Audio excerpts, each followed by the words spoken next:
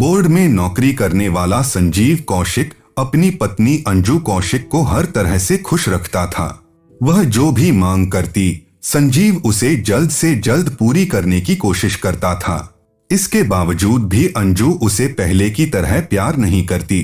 आए दिन पति के प्रति उसका व्यवहार बदलता जा रहा था। बेटे के भविष्य को देखते हुए संजीव अपने घर में कलह नहीं करना चाहता था, पर अंजू उसकी बात को गंभीरता से समझने की कोशिश नहीं कर रही थी। संजीव ग्रीनफील्ड कॉलोनी का रहने वाला था।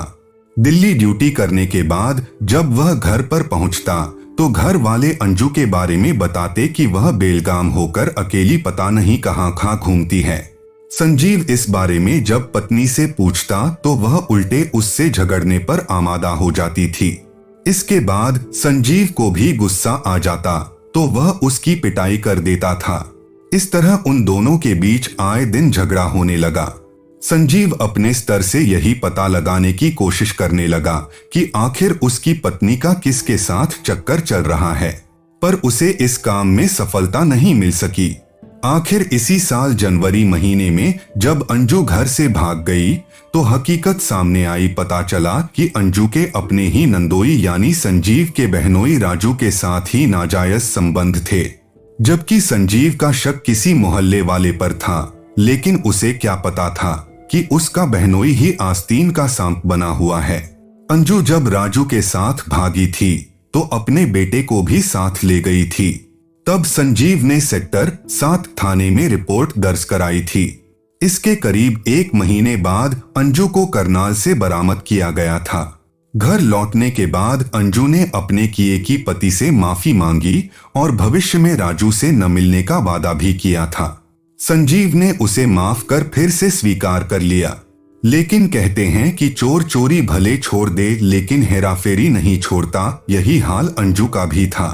कुछ दिनों तक तो अंजू ठीक रही, लेकिन जब उसे अपने नंदोई यानी प्रेमी राजू की याद आती तो वह बेचैन रहने लगी। उधर राजू भी अंजू से मिलने के लिए बेताब था। दोनों ही जब एक दूसरे से मिलने के लिए मचलने लगे तब वे चोरी छिपे मिलने लगे। संजीव को जब पता चला तो उसने पत्नी को समझाया पर वह नहीं मानी। वैसे भी जब किसी महिला के एक बार पैर फिसल जाते हैं तो वह रोके से भी नहीं रुकते, क्योंकि अवैध संबंधों की राह बड़ी ही ढलवा होती है। उस राह पर यदि कोई एक बार कदम रख देता है तो उसका संभलना मुश्किल होता है। यही हाल अंजू का हुआ। संजीव अंजू के चाल चलन से बहुत परेशान हो चुका था। उसकी वजह से उसकी रिश्तेदारियों में ही नहीं बल्कि मोहल्ले में भी बदनामी हो रही थी। पत्नी को समझा कर वह हार चुका था। उसकी समझ में नहीं आ रहा था कि वह ऐसी बदचलन पत्नी का क्या करे। पत्नी की वजह से वह तनाव में रहने लगा।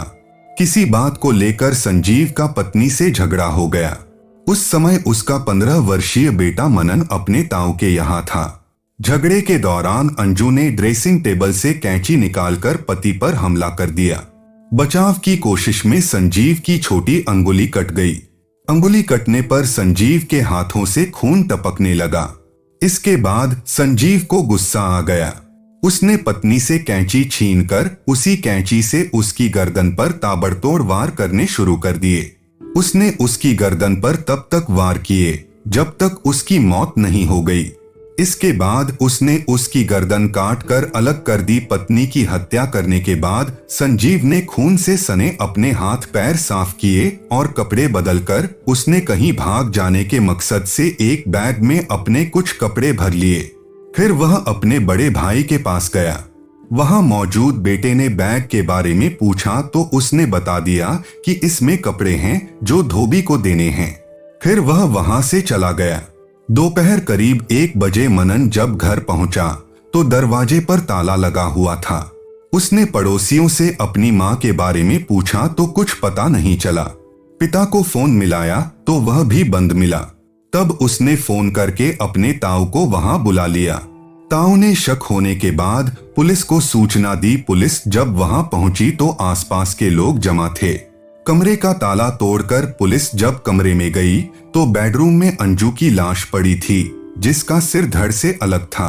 फिर पुलिस ने जरूरी कार्रवाई कर लाश पोस्टमार्टम के लिए भेज दी। पत्नी की हत्या करने के बाद संजीव 3 दिनों तक इधर उधर घूमता रहा।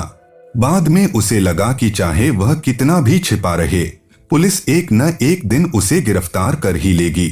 यही सोचकर उसने खुद ही न्यायालय में आत्मसमर्पण करने का फैसला ले लिया और न्यायालय में पहुंचकर आत्मसमर्पण कर दिया।